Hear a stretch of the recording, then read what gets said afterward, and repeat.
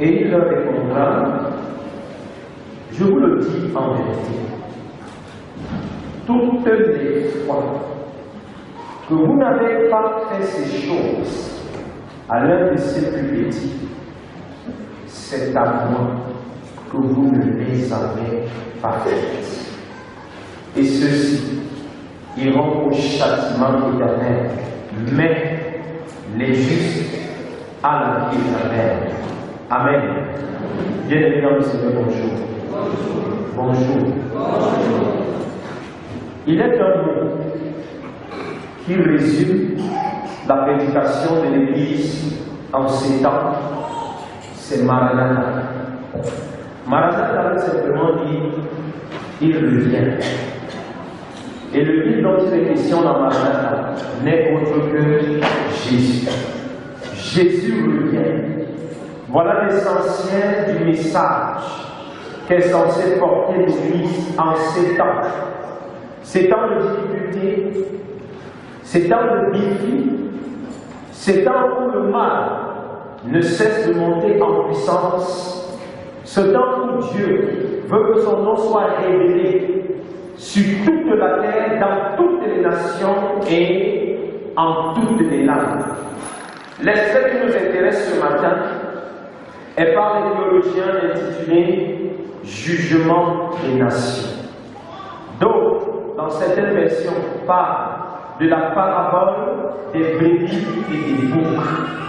L'évangéliste Matthieu situe ces événements dans la période qui précède la passion du Christ, c'est-à-dire quelques instants avant que Jésus-Christ ne passe par la souffrance, la croix et le tombeau. Le chapitre 24 de Matthieu, qui précède ce texte, parle de l'avènement du Fils de l'homme, du bon et du mauvais serviteur, qui est une invitation à se préparer pour l'avènement du Maître. De même que la parabole des 10 vierges que nous avons examinée il y a quelques dimanches, ainsi que celle sur les talents. Voilà une série à travers laquelle Jésus invite les disciples à ne pas vivre comme des présentistes, s'il faut parler comme un historien camerounais. C'est une série qui nous instruit sur les réalités liées à la fin des temps. Parler du retour de Jésus ou de l'enlèvement de l'Église est pour certains une simple utopie. Ce n'est qu'un rêve que les chrétiens vendent aux gens. Et pour les profondeurs de l'Évangile, c'est une roubladise introduite par Jésus pour endormir ses disciples. Toutefois, que le monde croit ou rejette la vérité sur la fin des temps, c'est une réalité de l'agenda prophétique de Dieu qui s'accomplira certainement. Aucun discours développé par les humains ou par quelque savant que ce soit n'entamera ou n'influencera ce qui doit venir. Le Maître nous a parlé des signes précurseurs de l'enlèvement. Et l'évolution des choses nous confirme que les prophéties s'accomplissent. Alors, vivre dans le mépris de la réalité de l'enlèvement ou de la fin des temps, c'est mal connaître le Dieu que nous servons. Notre texte s'ouvre par la proclamation d'une vérité. Lorsque le Fils de l'homme viendra dans sa gloire, c'est dire que ce n'est pas une polémique que Jésus est en train de lancer, mais c'est l'annonce d'un fait qui va se produire. Il n'est pas dit s'il arrive que le Fils de l'homme vienne, ou encore à supposer que le Fils de l'homme vienne. Mais le texte est clair. Lorsque le Fils de l'homme viendra, ça veut dire que c'est un fait qu'il faut attendre. Le texte est clair. Un événement va se produire.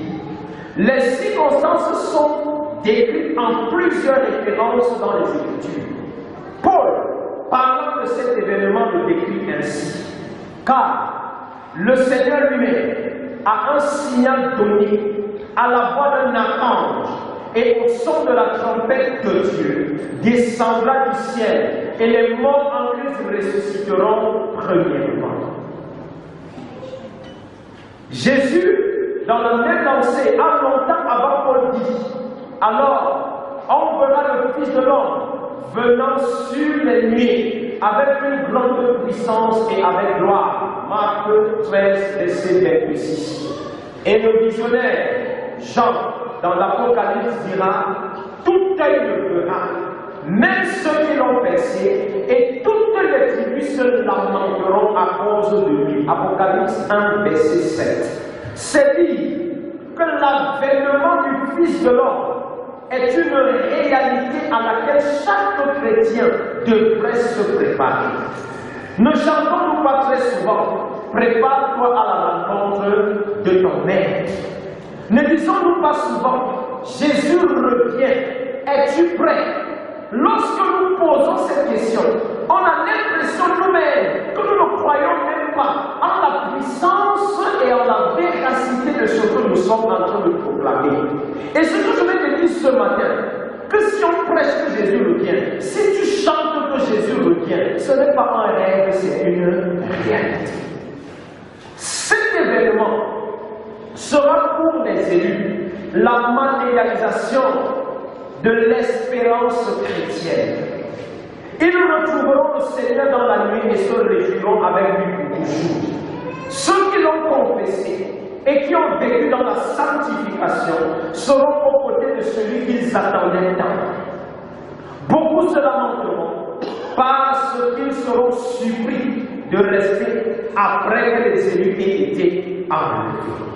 Les religieux, c'est-à-dire ceux qui pensent que le simple fait d'aller à l'église est une garantie pour le salut.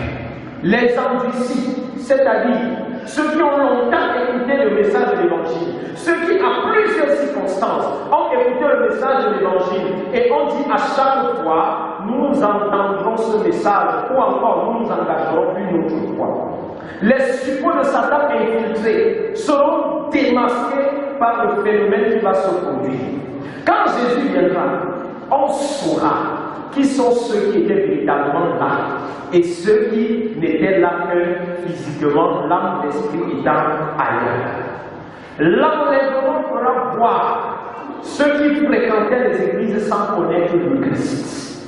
Elle fera voir ceux qui chantaient et prêchaient le nom d'un Jésus qu'ils ne connaissent pas eux-mêmes. C'est à ce moment qu'on entendra certains dire, si j'avais su. On entendra les refrains du genre, prends-moi pas la main Jésus, je veux te suivre maintenant. On entendra aussi les gens dire, ne me laisse pas seul. Mais à ce moment-là, il se fera trop tard.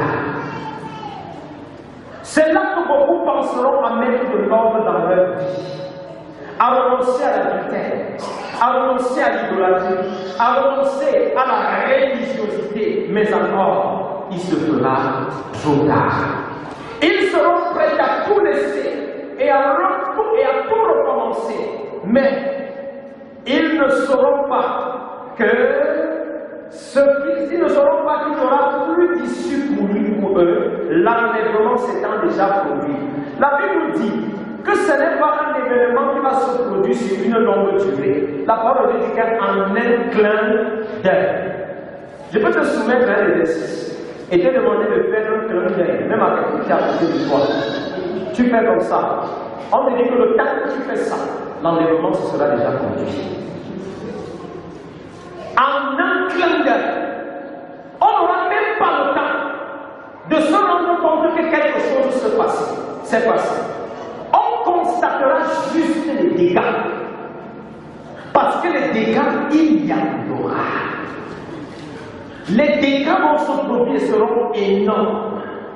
Et la Bible dit, il y aura des pleurs, des graissements de dents.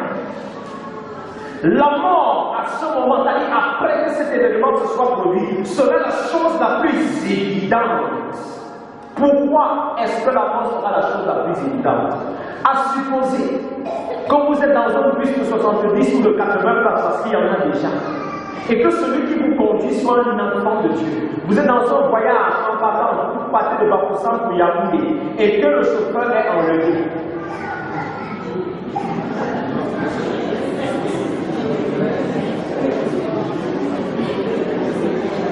Vous comprenez ce que ça veut dire? C'est pourquoi la Bible dit qu'il y aura des pleurs. Il y aura des morts.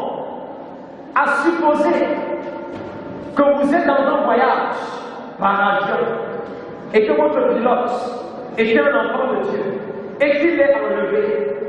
Vous savez que l'avion là, c'est un crash assuré. Donc c'est pourquoi la Bible dit qu'après que cet événement se soit produit, il y aura des pleurs, il y aura des graissements des dents. Les gens vont se lamenter fortement. Et pendant que nous parlons de ceci, le Seigneur nous invite à intégrer la réalité de l'enlèvement et à nous préparer mûrement à affronter cela. Quand toutes ces choses, c'est-à-dire quand l'Église sera enlevée, toutes les nations passeront devant le Maître. Si nous étions dans le cadre d'un enseignement, je serais entré dans certains détails. Mais il faut comprendre, quand l'enlèvement et le jugement dernier, il y aura une très longue période d'environ 1007 années, d'après ce que disent les Écritures. Donc les événements qui sont décrits au verset 31 et au verset 32, l'espace chronologique entre les deux événements, c'est plus de 1000 ans. Alors que dans le texte, ce n'est que 2 versets. Donc quand l'Église sera enlevée, il va s'ouvrir une période de tribulation, une période de difficulté atroce et énorme. Et Jésus, dans le texte, les textes qui précèdent, dit qu'il y aura une telle souffrance qu'on n'a jamais vécue. Il va s'établir un règne de quelques années seulement, qu'on va appeler le règne de l'Antéchrist. Et dans l'Apocalypse, il est dit qu'à ce moment-là, il n'y aura plus d'église, il n'y aura plus de Bible, il n'y aura plus de chrétiens. Ou alors, celui qui acceptera de se faire appeler chrétien l'assumera au prix de son sang. Et la Bible dit que personne ne pourra vendre ni acheter sans recevoir la marque de la bête. À supposer que vous rentrez dans un supermarché, vous avez de l'argent en votre possession et même suffisamment. On vous dit qu'on ne vous vend rien parce que vous n'avez pas le code qui vous permet d'entrer en possession des articles que vous voulez. Vous avez votre argent dans une banque. Vous introduisez votre code habituel, on vous dit code erroné. Parce qu'il faut un nouveau code. Et pour avoir le nouveau code, il faut recevoir la marque de la bête. C'est ça, ce règne de tribulation et de souffrance. Un règne que vivront, non pas les chrétiens, mais ceux qui étaient à l'église pour s'amuser toute la vie. Ceux qui croyaient qu'on mélange foi chrétienne et tradition. Ceux qui croyaient qu'on mélange foi chrétienne et vivre selon la chair. Ceux qui croyaient qu'on peut se faire appeler chrétien, qu'on peut se faire appeler pasteur et vivre comme on veut. Chacun est libre maintenant de faire ce qu'il veut, de donner à sa vie l'orientation qu'il veut, de donner à ses émotions, de donner à ses ambitions l'orientation qu'il veut. Mais ce qu'il faut savoir, c'est que si l'enlèvement se produisait maintenant et tu rates, ce n'est que le sang de Jésus qui va te sauver, c'est ton propre sang qui va te sauver. Et quand viendra donc le temps où le maître, assis sur son trône, jugera les nations, le texte nous dit, il procédera de la manière suivante. Premièrement, il sépare les brebis des boucs. C'est qui les brebis? Ce sont ses disciples. Il dit dans Jean 10, je connais mes brebis et mes brebis me connaissent. Si tu es brebis du Seigneur ou si tu dis être brebis du Seigneur, j'ai envie de te poser une question ce matin. Est-ce que le Seigneur te connaît?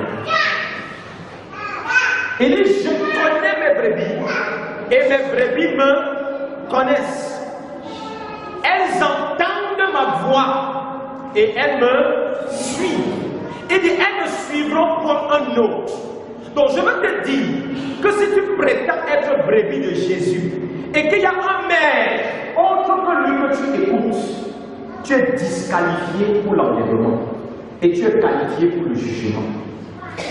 Si tu prétends servir Jésus et qu'il y a un autre maître devant qui tu fais allégeance, devant qui tu te procèdes, devant qui tu te couches, tu es qualifié pour le jugement. La Bible ne dit qu'elle pas qu'on ne peut pas servir deux maîtres à la fois. Parce que si tu t'engages à servir deux maîtres, voici ce qui va se produire. Tu vas aimer l'un et trahir l'autre. C'est une évidence. Vous ne pouvez pas être fidèle au même degré, à deux maîtres différents.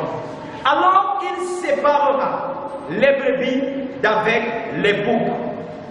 Il le fait afin qu'il n'y ait pas de confusion entre ceux qui étaient authentiques et ceux qui portaient les masques. Parce que parmi nous, il y a des disciples authentiques, mais il y a ceux qui ne portent que les masques. Et il y a ceux qui sont véritablement consacrés au Seigneur et ceux qui n'ont que l'apparence de la piété. Apparemment, ils sont chrétiens. Apparemment, ils prient beaucoup. Apparemment, ils aiment Dieu. Apparemment, ils cherchent Dieu. Mais ce ne sont que des masques. Mais ce qu'il faut savoir, à l'enlèvement, les masques vont tomber. On verra qui sont ceux qui étaient de Jésus et ceux qui n'étaient pas de Jésus. Il sépare les brebis des boucs pour que on puisse voir ceux qui lui appartenaient et ceux qui par effraction se sont retrouvés dans son domaine, c'est-à-dire dans son église. Pour qu'on puisse voir ceux qui ont lavé leurs vêtements dans le sang de l'agneau et ceux qui ont laissé le vêtement du péché et ont juste choisi de porter le manteau de sainteté dessus. Parce que parmi nous, il y en a qui se sont d'abord dépouillés avant que le Seigneur les a vêtus. Mais il y en a ceux qui ont dit à Jésus, laisse mes vieux vêtements, porte juste ta part dessus. Et c'est pourquoi leur vie, c'est un syncrétisme, c'est-à-dire un mélange de Dieu et du monde. Un mélange d'un peu de Jésus et d'un peu de Satan. Un mélange d'un peu de foi chrétienne et de tradition humaine. Ça donne quelque chose qui n'est pas homogène du tout. Or, il est question, lorsque tu rencontres Jésus, qu'il y ait une totale fusion entre son esprit et ton esprit. Et dès que cette fusion se produit, la parole de Dieu va pleinement s'accomplir. Si quelqu'un est à Christ, il est une nouvelle. Les choses anciennes sont passées, voici toutes choses sont devenues nouvelles. Si tu ne marches pas et ne vis pas en nouveauté de vie, tu seras jugé.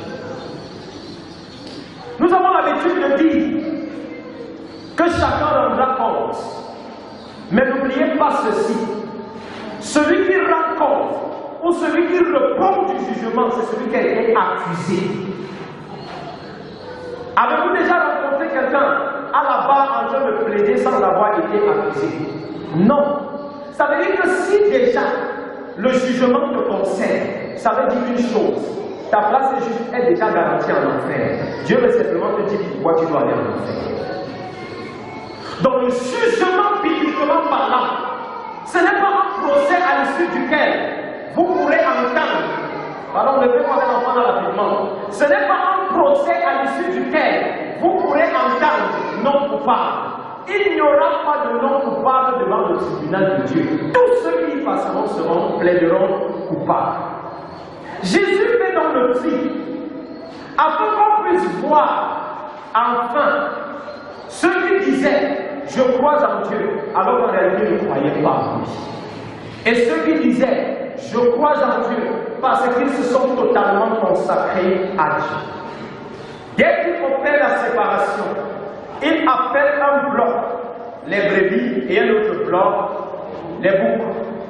Donc, nous qui sommes assis là, qu'on ne veuille pas, il y a d'un côté les brebis et de l'autre les boucs. Juste qu'en attendant que le maître fasse le tri, nous sommes encore mélangés.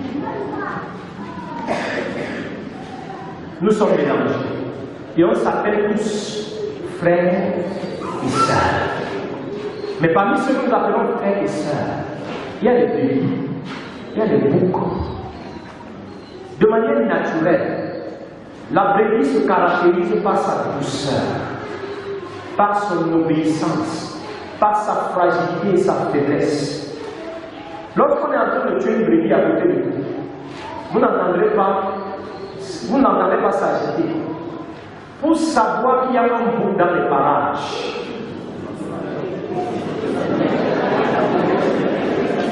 Vous entendez cette odeur? Vous inhalez une odeur terrible.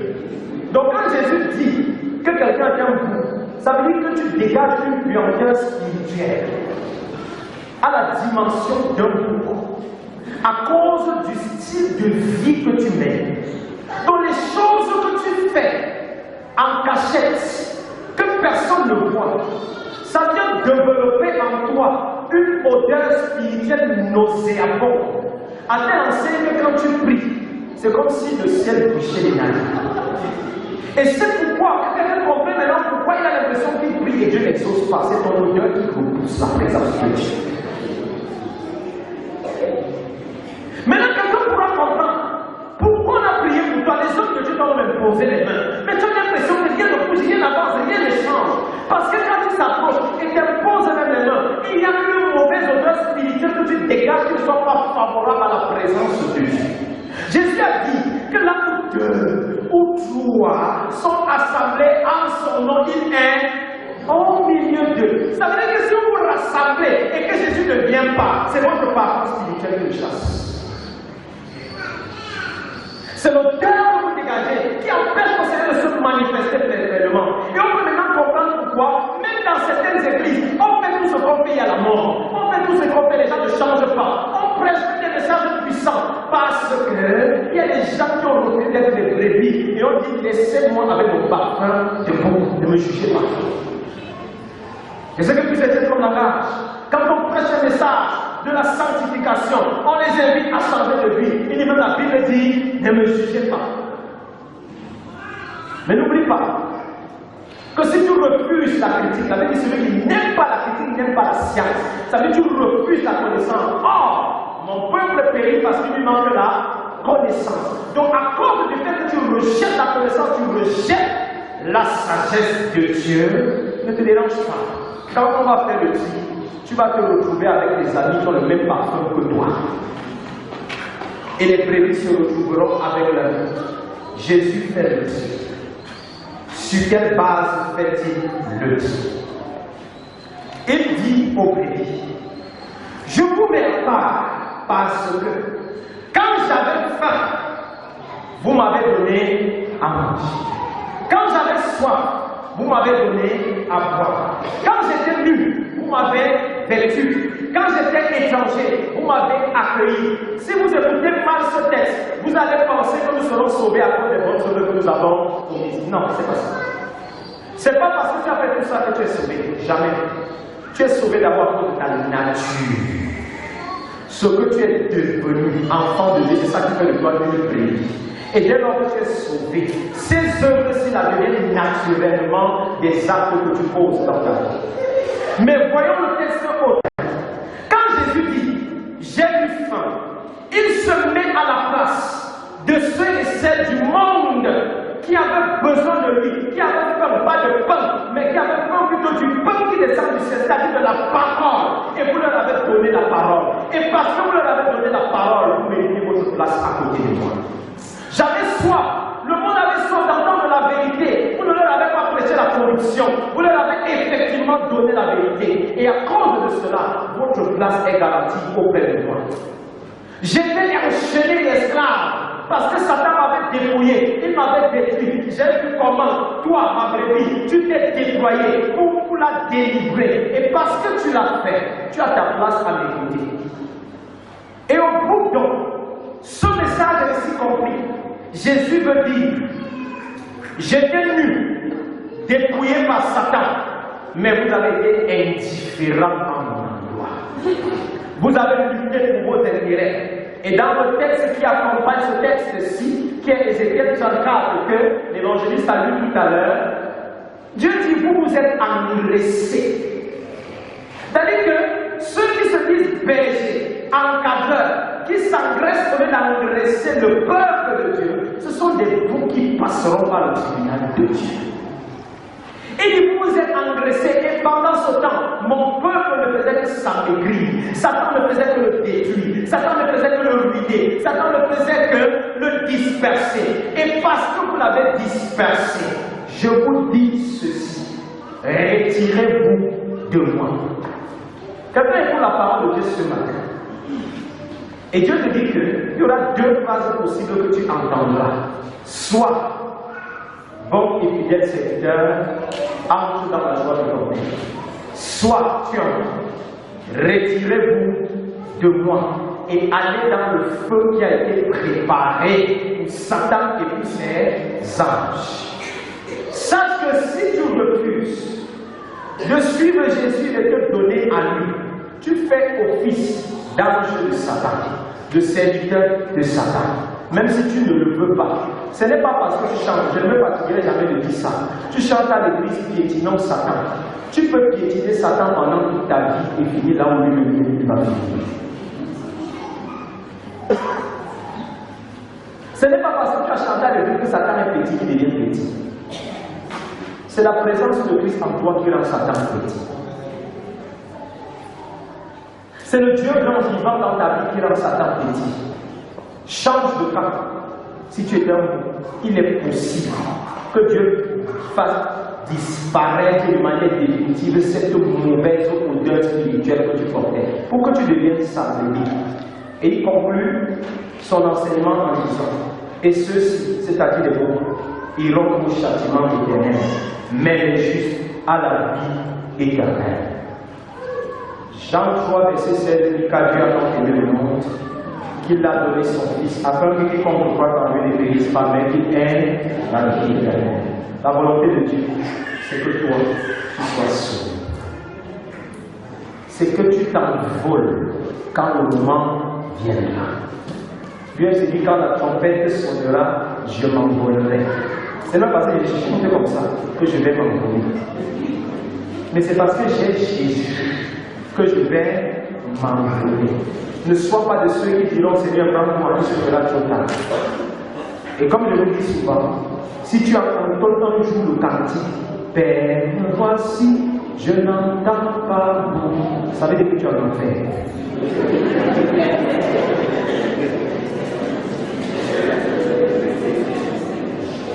Parce que ceux qui ont entendu leur nom sont là partis.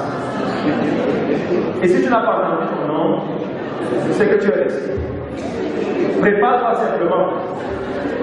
Et comme on dit souvent dans le monde, cherche un bon avocat. Mais à ce moment, il n'y aura pas d'avocat parce que chacun sera préoccupé à sauver sa propre âme. Que le Seigneur bénisse en nous et que la bénédiction de sa parole. Amen.